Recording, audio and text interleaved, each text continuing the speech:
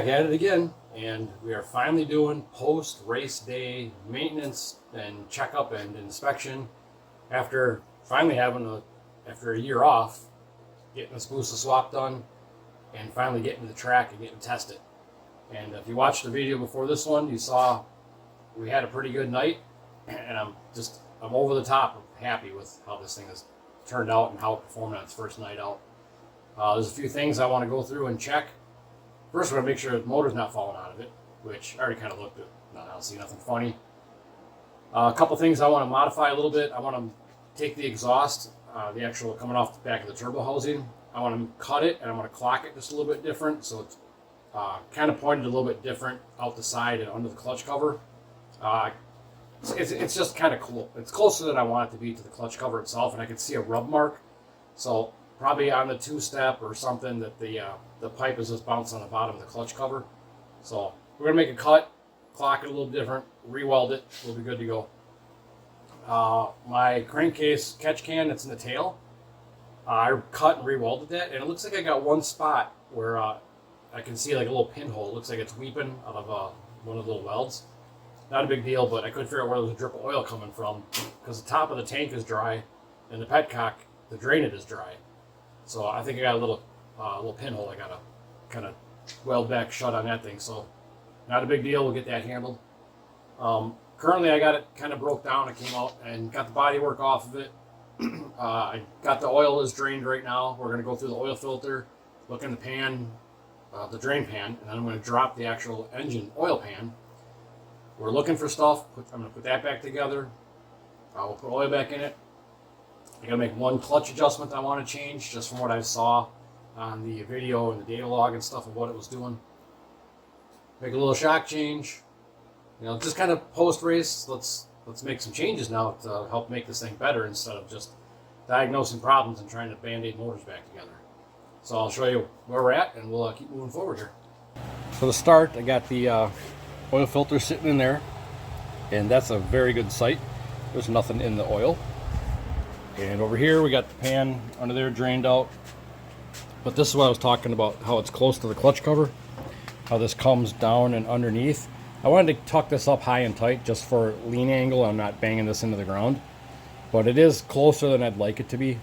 And because of how it comes out and it actually goes back that way towards the motor, I can't just rotate it up here because then it actually swings this up into the clutch cover. And if I roll it down the other way or roll it the other way, it does the same thing because of that bend. It comes up closer here. But there is a little rub mark there where that part of the cover is it's touching it.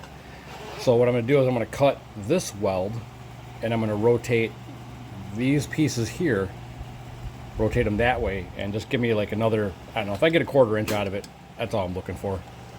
I still got to pull the clutch apart and double check stuff. I made 3 passes, so I'm going to measure my stack height again and see what we lost on the 3. I don't think it's going to be anything spectacular because the clutch wasn't slipping. I mean, it was wheeling, obviously. We weren't putting a bunch of power to it, so I don't think I'm going to change the setup too much, but I want to add a little more static to it because this is a hydraulically actuated hand slider. There's no cable.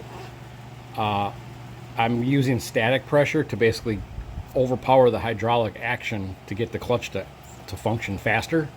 So I got to add a little bit of static to get it to react a little quicker, we'll say. And then that also helps catch engine RPM on the initial flash off the 2-step. So just a little adjustment we're going to make.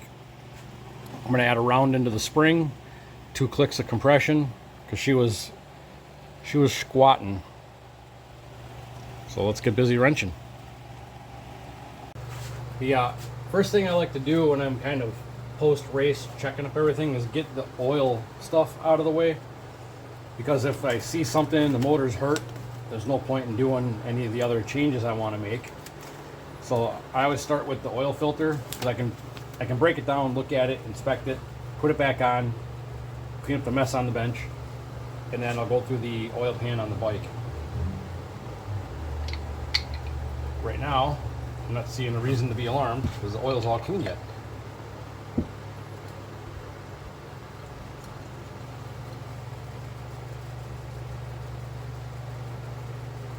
Yeah, there's nothing in here.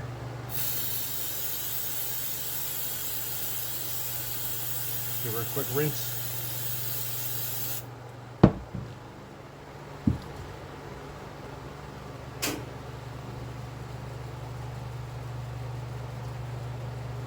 There's literally nothing in this filter. That's awesome. So we'll clean her up and get this put back together quick. So you see me take oil pans off of motors 100 times on this channel, because that's what I have to do all the time. I pulled the pan, there's absolutely nothing in it. So I'm just cleaning everything up, and we'll get the pan back on the motor, and then we can move on to basically just making setup changes.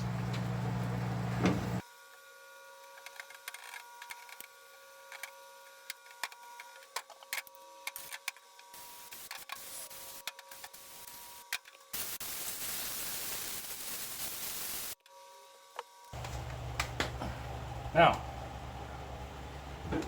I got the oil pan back on, the diaper's back on even. Thought that was loose. The diaper goes on so easy on this thing.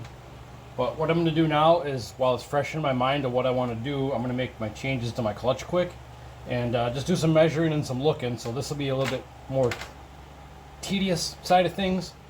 So there won't be much to show you, but I'll kind of tell you what I'm doing.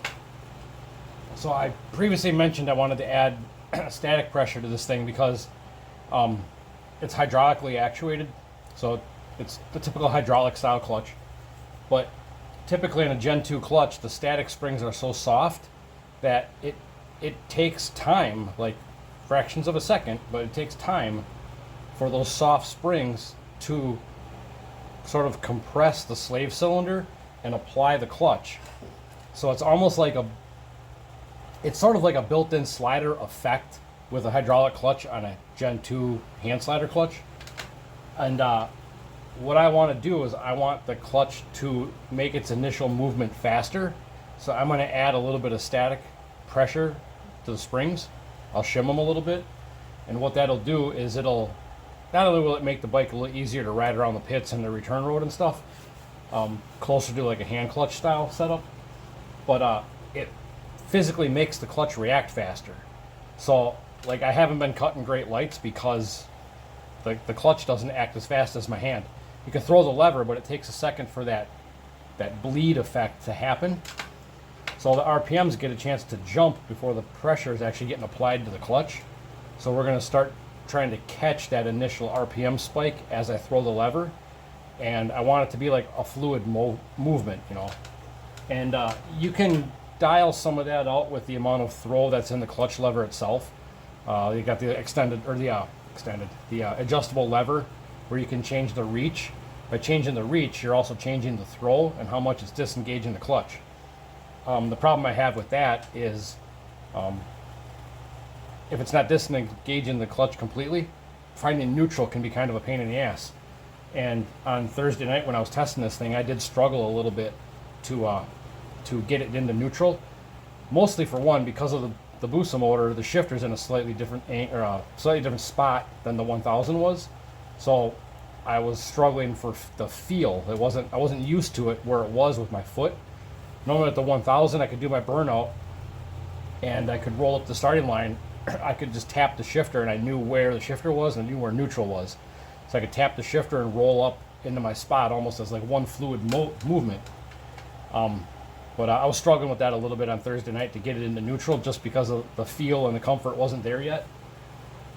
But I want to be able to have the clutch completely disengage and not really dragging when the RPMs aren't up. When I come up on the two-step, it's going to sort of override some of that, and the arms will want to come out and it'll sort of start wanting to pull a little bit, but we don't want that at idle or in neutral. So what I'm going to do, if any of that makes sense, is I'm just adding a little bit of static pressure and we're hoping to catch the initial RPM spike and not have to screw with the clutch lever to make it do what I want it to do. So we'll take my fancy clutch tools I built, which came in handy on Thursday night because I did pull the clutch apart once, as you saw. And some guys, like I said, some guys don't use these tools or the bolts. I just find it's easier to get everything in and out, and you're not putting as much strain on the threads around the hat. Everybody's got their way.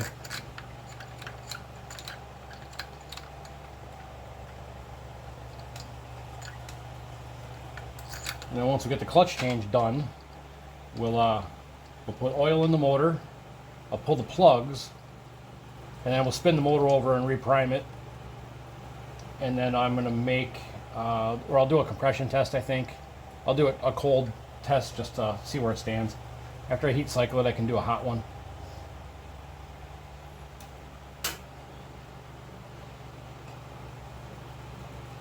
Okay, you're gonna go into fast forward now while I get this apart.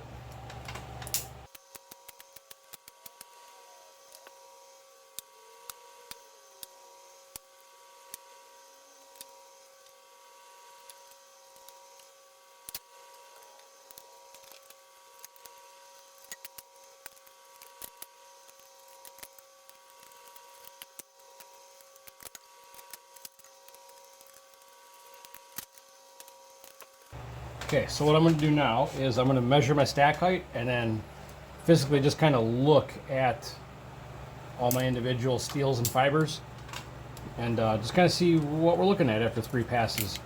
Granted, like I say, you know, I was not putting down a ton of power on Thursday night.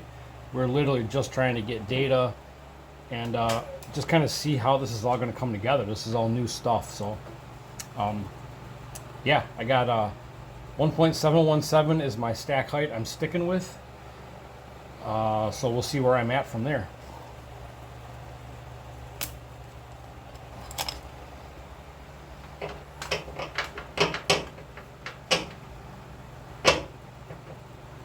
And this clutch pack right now is half Amazon $54 clutch and half OEM Suzuki from some stuff I had.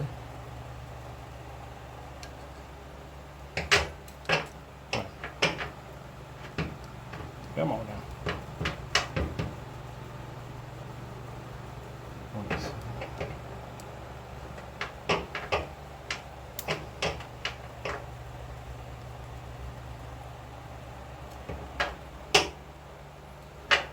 Yeah, I don't think we didn't lose much of anything, which was kind of to be expected.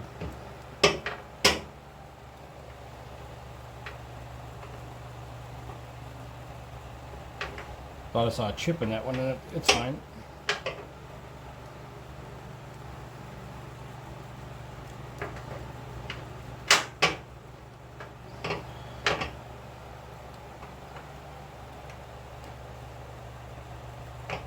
Yeah, I mean, it's still like pretty much spot on, so that tells me right there that I was definitely not using enough power to even wear the clutch really. So what I'm going to do is put this back together, and then I'm going to go through and I'm going to change my my static spring pressure just with a couple shims. For now, we can put the clutch back together.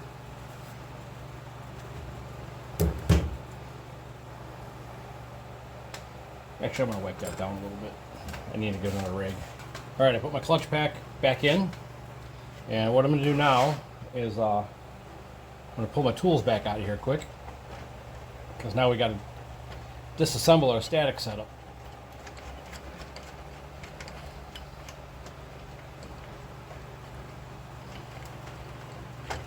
I've had a few questions already on my clutch setup, because like I said, I did wing it, but I winged it based off of just some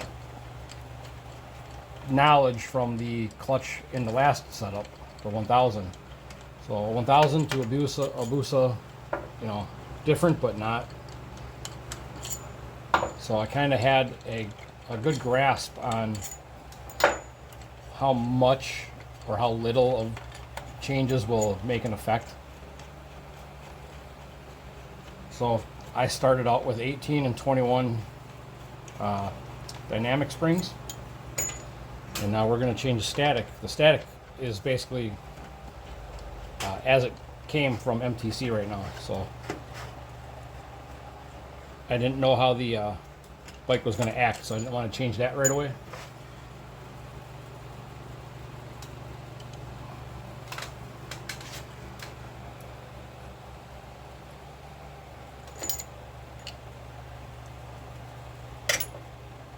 So that's what's in there for shims right now. It looks like there's two 50-thou shims in there, stuck together with oil. So I think I'm going to go ahead and I'm going to add one more 50-thou shim to that to start with.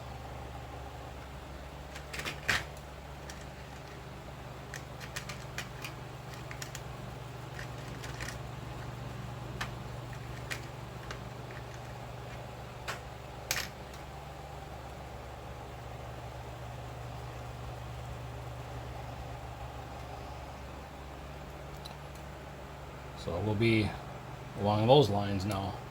So just so I don't mix them up, I'm going to do them one at a time. Or not mix them up, but so I don't forget which ones I did or didn't do.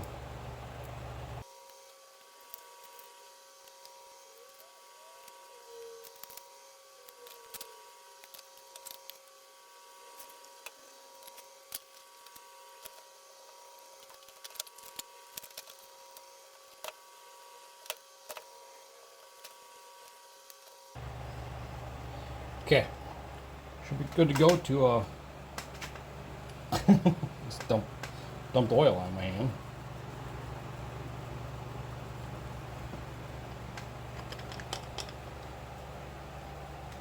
Okay, we'll get her started.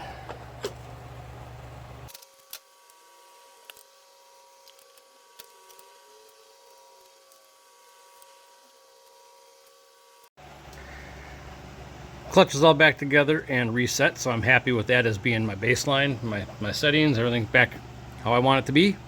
Added a little more static pressure. What I'm going to do now is lower the bike down. I'm going to pull plugs because I want to do a compression test anyway. So I'm going to pull plugs, spin the motor over, get oil pressure, double check my level. We'll do a quick compression test. And then I think I'm going to move on to the couple little weld projects I got to do. Maybe I'll do my shock adjustment first. We'll see. One real drawback to this whole swap setup is my charge pipe now goes over the valve cover to come through the intake hole in the frame over here. So the charge tube is 3 pieces because of how it has to go together. It's sort of a puzzle. One piece has to go before the other, but they got to come out to get to the coils on this side. So it's not an impossible task. It's just not as easy as it used to be, where the charge tube went right over the motor and split the coils. I didn't have to touch nothing to get it apart. So it's just one more little step. Not the end of the world.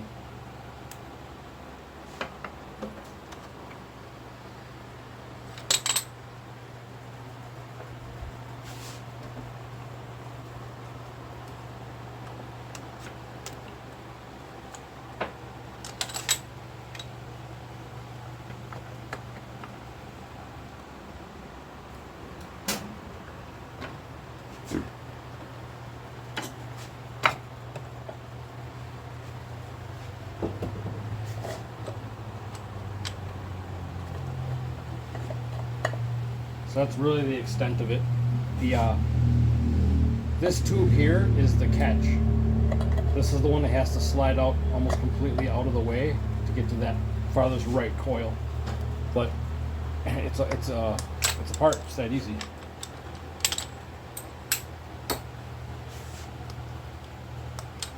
Kind of the fun part about doing projects like this swap is, like, you know, not everybody has done it the same way.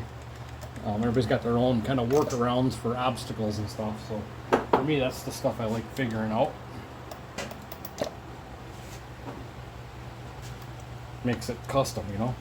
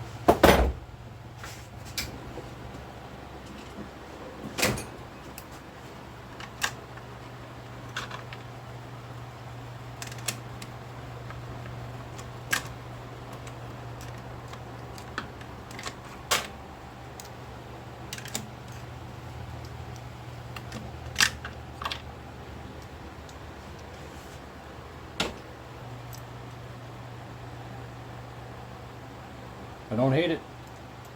I'll look a little closer under my little magnifying glass, but we'll be okay. Like I said, granted, we weren't setting the house on fire with the amount of power we were making there, but we got something to work with.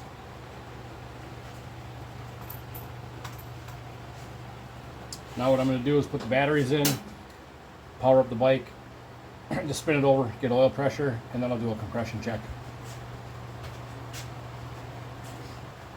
So yes, I am still running the same RC car batteries that I ran all last year, and possibly even the year before that at this point. I don't remember if I did it 2 years ago. Bah, whatever. This is the battery I'm using. So if you can see that, they don't weigh nothing. But riding to the staging lanes, making 3 passes and riding back from the big end every time, I only lost 0.5 volts on these things all night. And that's running an electric pump and a headlight at night.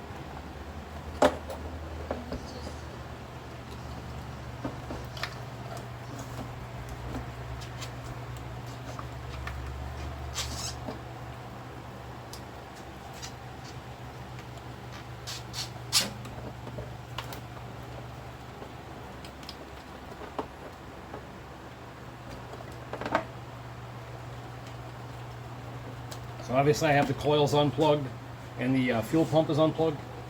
So we're just going to power it up. Headlight's on right now.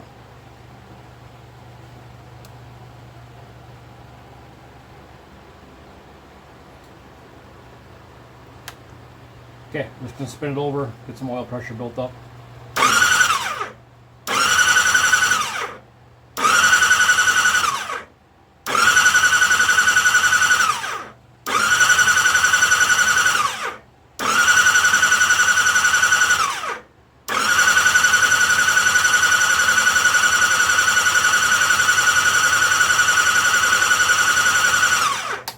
Okay, 30 pounds cranking. We'll call it good. And let's put a compression tester on it.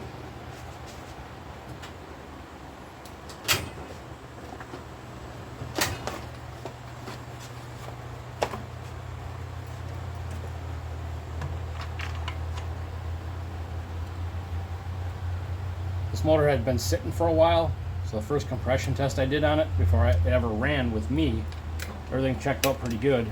So we'll see after having a couple passes on it how she checks out here. 150.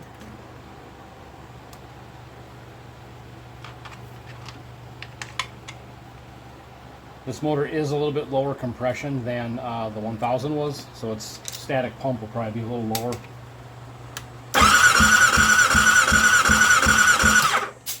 Same.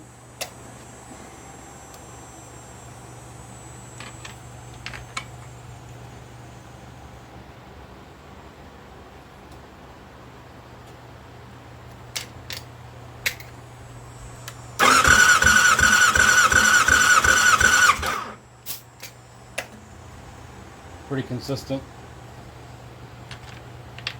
That's all I want to see is just right across the board.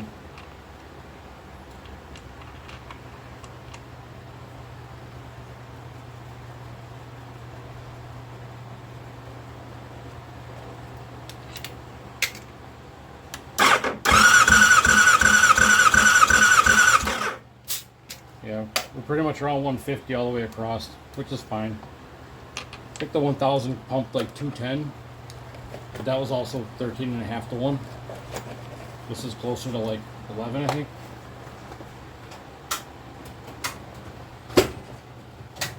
So now I'm gonna go ahead and put the plugs back in and kind of button up that side of things, and then we're gonna get into the shock adjustment and a little bit of welding for like get the exhaust touched up, and we'll go from there.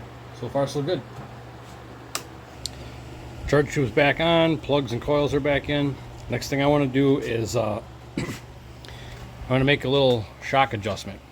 Watching the videos of this thing leaving, it looks like it's compressing pretty good, but it's it's almost like it's pivoting off the tire as it's trying to pick the front end up. It's like one steady movement. So I think what I need to do is I want to slow down the compression a little bit. I truly think it's actually just bottoming the shock out and picking the front end up. Looking at the data log, you can kind of see the shock compress and then levels out. So it tells me probably bottoming the shock out. So I'm going to make a little tweak. I made a couple little tools here. Where is it? This guy. Go to your local hardware store and get some little pocket screwdrivers.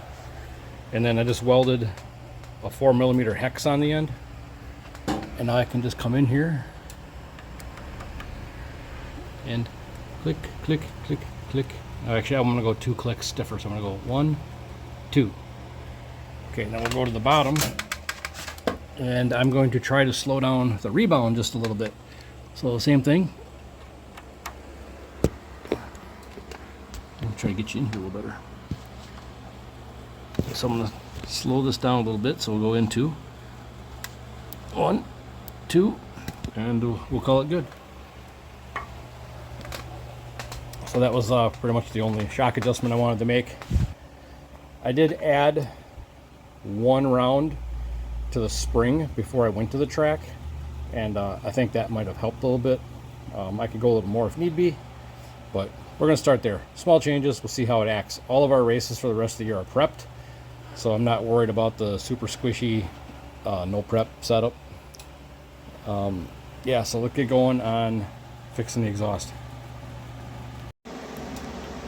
So I went ahead and made my cut, and I marked it, reclocked what I needed, and I just got 2 like 1/2-inch stitches on each side to hold it, to make sure that like when I clamp it and everything, it's like this is how it's going to be. And what happened was I finally got the pipe is actually more now straight to the cover. Before, the pipe went in a little bit and was under the cover a little ways. And I got about, if you look in there, there's about a 1/4 inch. It gets close to that edge of the pan, but it is not, or pan, the edge of the cover where that shoulder is.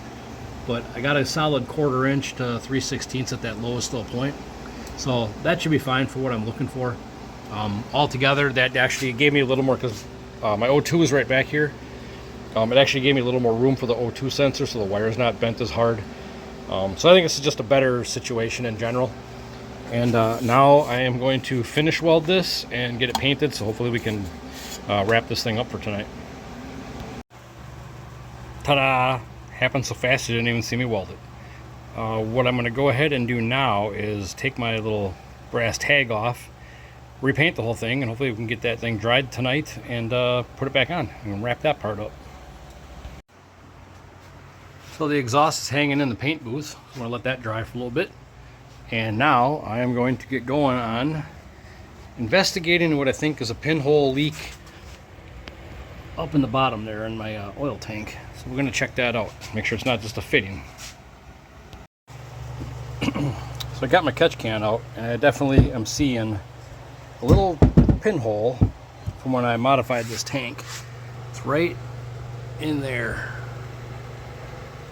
So I'm going to go ahead and I'm going to tape up these holes. I got this plugged off. I'm going to sandblast that little area, and I'm going to try to just run a bead over that. So I got it all sandblasted up, and you can just see where this pinhole is. Right there.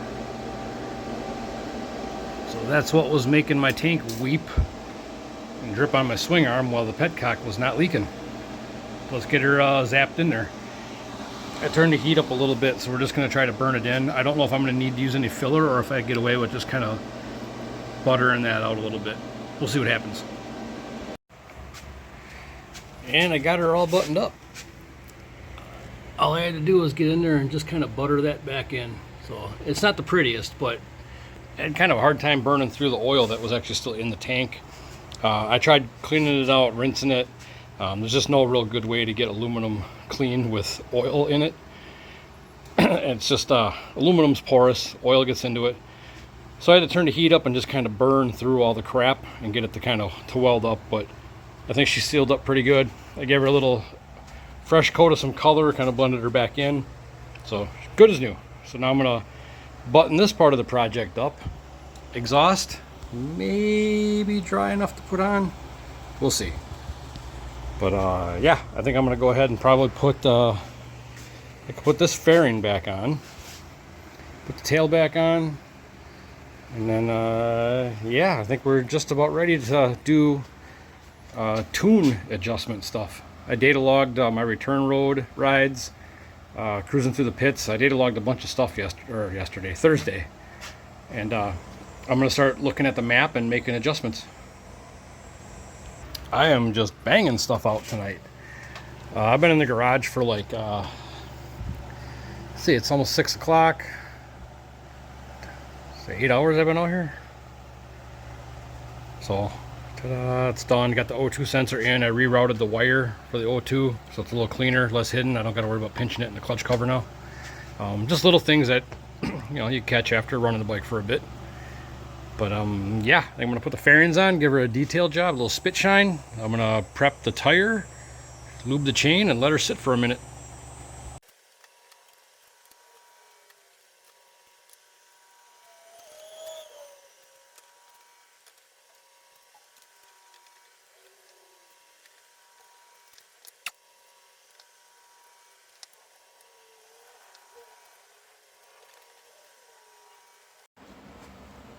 Well, I think that's about it.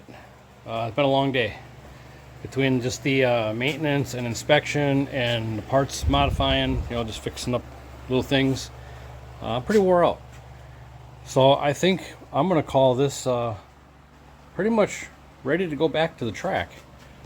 I'm gonna go ahead and prep the tire and we'll let it sit. Hopefully, it's Saturday, so maybe next week, Thursday, Friday, somewhere in there, maybe we'll get back down to the track again and see what happens.